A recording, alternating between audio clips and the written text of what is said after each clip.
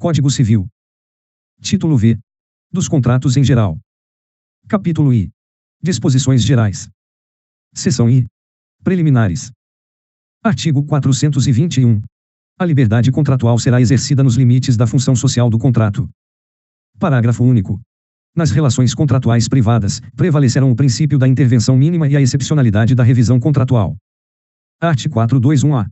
Os contratos civis e empresariais presumem-se paritários e simétricos até a presença de elementos concretos que justifiquem o afastamento dessa presunção, ressalvados os regimes jurídicos previstos em leis especiais, garantido também que as partes negociantes poderão estabelecer parâmetros objetivos para a interpretação das cláusulas negociais e de seus pressupostos de revisão ou de resolução.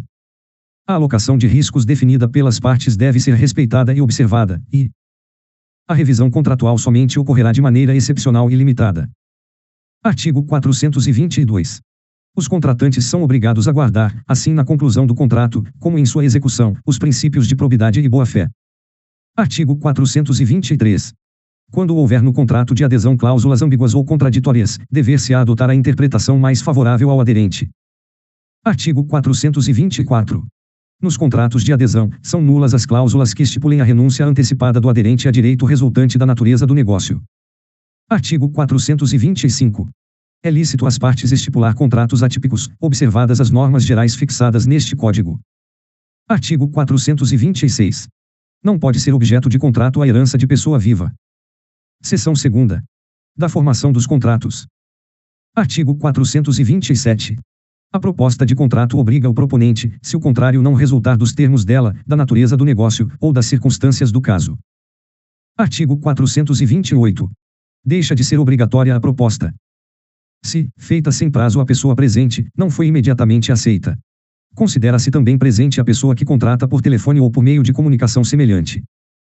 Se, feita sem prazo à pessoa ausente, tiver decorrido tempo suficiente para chegar a resposta ao conhecimento do proponente.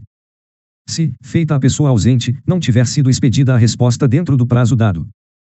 Se, antes dela, ou simultaneamente, chegar ao conhecimento da outra parte a retratação do proponente. Artigo 429. A oferta ao público equivale à proposta quando encerra os requisitos essenciais ao contrato, salvo se o contrário resultar das circunstâncias ou dos usos. Parágrafo único. Pode revogar-se a oferta pela mesma via de sua divulgação, desde que ressalvada esta faculdade na oferta realizada. Artigo 430. Se a aceitação, por circunstância imprevista, chegar tarde ao conhecimento do proponente, este comunicá-lo-á imediatamente ao aceitante, sob pena de responder por perdas e danos. Artigo 431. A aceitação fora do prazo, com adições, restrições, ou modificações, importará nova proposta. Artigo 432.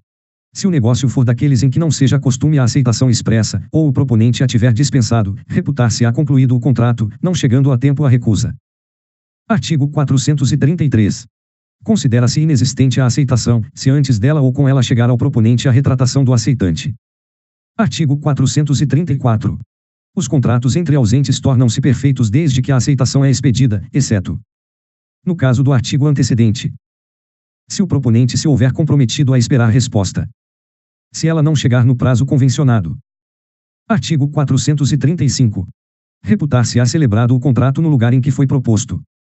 Seção 3ª. Da estipulação em favor de terceiro. Artigo 436. O que estipula em favor de terceiro pode exigir o cumprimento da obrigação. Parágrafo único. Ao terceiro, em favor de quem se estipulou a obrigação, também é permitido exigi-la, ficando, todavia, sujeito às condições e normas do contrato, se a ele anuir, e o estipulante não inovar nos termos do artigo 438. Artigo 437. Se ao terceiro, em favor de quem se fez o contrato, se deixar o direito de reclamar-lhe a execução, não poderá o estipulante exonerar o devedor. Artigo 438. O estipulante pode reservar-se o direito de substituir o terceiro designado no contrato, independentemente da sua anuência e da do outro contratante. Parágrafo único. A substituição pode ser feita por ato entre vivos ou por disposição de última vontade. Seção 4ª. Da promessa de fato de terceiro. Artigo 439. Aquele que tiver prometido fato de terceiro responderá por perdas e danos, quando este o não executar. Parágrafo único. Tal responsabilidade não existirá se o terceiro for o cônjuge do promitente, dependendo da sua anuência o ato a ser praticado, e desde que, pelo regime do casamento, a indenização, de algum modo, venha a recair sobre os seus bens. Artigo 440. Nenhuma obrigação haverá para quem se comprometer por outrem, se este, depois de se ter obrigado, faltar à prestação. Seção V. Dos vícios redibitórios. Artigo 441. A coisa recebida em virtude de contrato comutativo pode ser enjeitada por vícios ou defeitos ou cautos, que a tornem imprópria ao uso a que é destinada, ou lhe diminuam o valor. Parágrafo único. É aplicável a disposição deste artigo às doações onerosas. Artigo 442. Em vez de rejeitar a coisa, redimindo o contrato, artigo 441, pode o adquirente reclamar abatimento no preço. Artigo 443. Se o alienante conhecia o vício ou defeito da coisa, restituirá o que recebeu com perdas e danos; se o não conhecia, tão somente restituirá o valor recebido, mais as despesas do contrato. Artigo 444. A responsabilidade do alienante subsiste ainda que a coisa pereça em poder do alienatário, se perecer por vício oculto, já existente ao tempo da tradição. Artigo 445. O adquirente decai do direito de obter a redibição ou abatimento no preço no prazo de 30 dias se a coisa for móvel, e de 1 ano se for imóvel, contado da entrega efetiva; se já estava na posse, o prazo conta-se da alienação, reduzido à metade. Primeiro, quando o vício, por sua natureza, só puder ser conhecido mais tarde, o prazo contar-se-á do momento em que dele tiver ciência, até o prazo máximo de 180 dias, em se tratando de bens móveis, e de 1 ano, para os imóveis. Segundo, tratando-se de venda de animais, os prazos de garantia por vícios ou cautos serão os estabelecidos em lei especial, ou, na falta desta, pelos usos locais, aplicando-se o disposto no parágrafo antecedente se não houver regras disciplinando a matéria. Artigo 446. Não correrão os prazos do artigo antecedente na constância de cláusula de garantia, mas o adquirente deve denunciar o defeito ao alienante nos 30 dias seguintes ao seu descobrimento, sob pena de decadência. Seção 6ª. Da evicção. Artigo 447. Nos contratos onerosos, o alienante responde pela evicção. Subsiste esta garantia ainda que a aquisição se tenha realizado em asta pública. Artigo 448. Podem as partes, por cláusula expressa, reforçar, diminuir ou excluir a responsabilidade pela evicção. Artigo 449. Não obstante a cláusula que exclui a garantia contra a evicção, se esta se der, tem direito o evicto a receber o preço que pagou pela coisa evicta, se não soube do risco da evicção, ou, dele informado, não o assumiu. Artigo 450. Salvo estipulação em contrário, tem direito o evicto, além da restituição integral do preço ou das quantias que pagou. A indenização dos frutos que tiver sido obrigado a restituir. A indenização pelas despesas dos contratos e pelos prejuízos que diretamente resultarem da evicção. As custas judiciais e aos honorários do advogado por ele constituído. Parágrafo único. O preço, seja a evicção total ou parcial, será o do valor da coisa, na época em que se venceu, e proporcional ao desfalque sofrido, no caso de evicção parcial. Artigo 451. Subsiste para o alienante esta obrigação, ainda que a coisa alienada esteja deteriorada, exceto havendo dolo do adquirente. Artigo 452.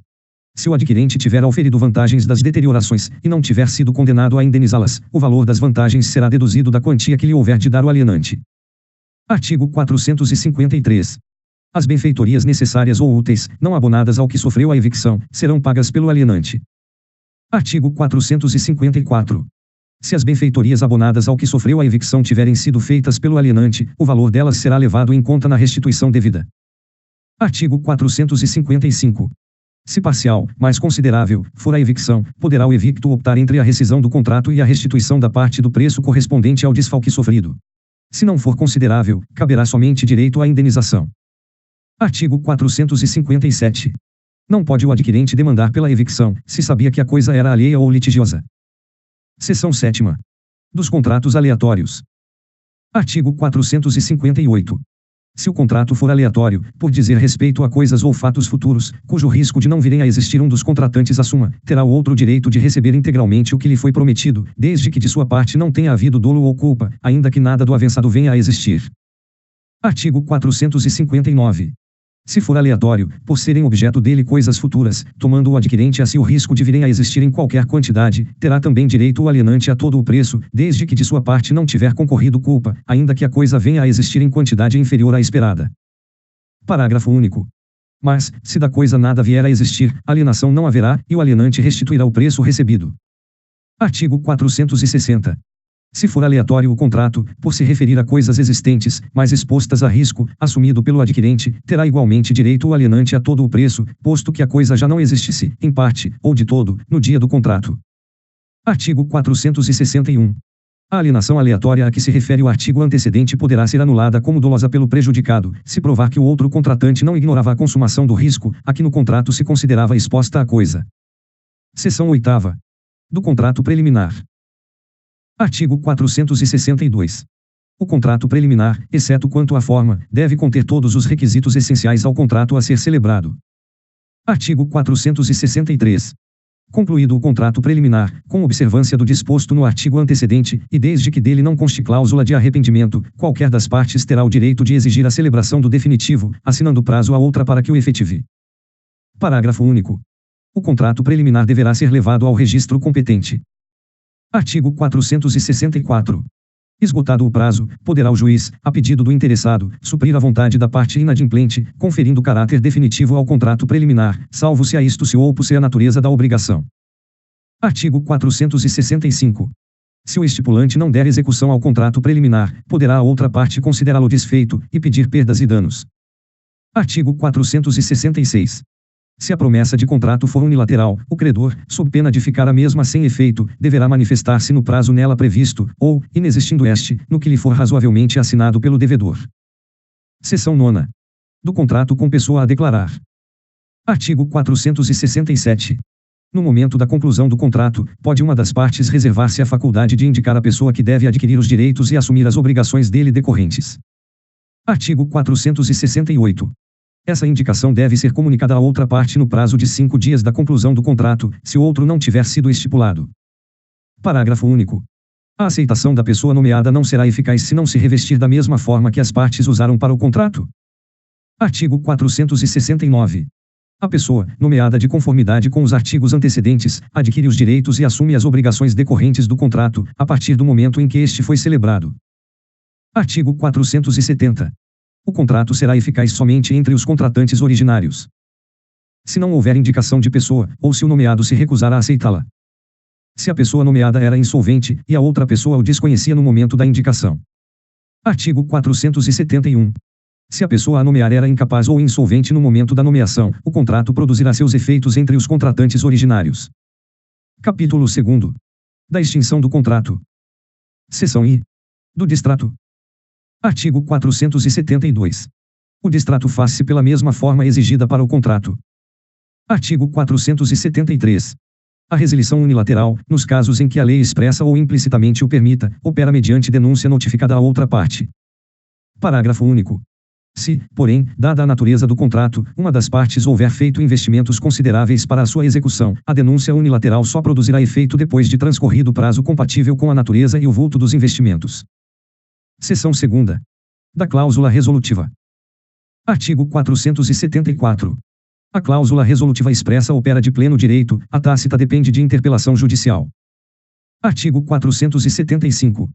A parte lessada pelo inadimplemento pode pedir a resolução do contrato, se não preferir exigir-lhe o cumprimento, cabendo, em qualquer dos casos, indenização por perdas e danos. Seção 3ª. Da exceção de contrato não cumprido. Artigo 476. Nos contratos bilaterais, nenhum dos contratantes, antes de cumprida a sua obrigação, pode exigir o implemento da do outro. Artigo 477.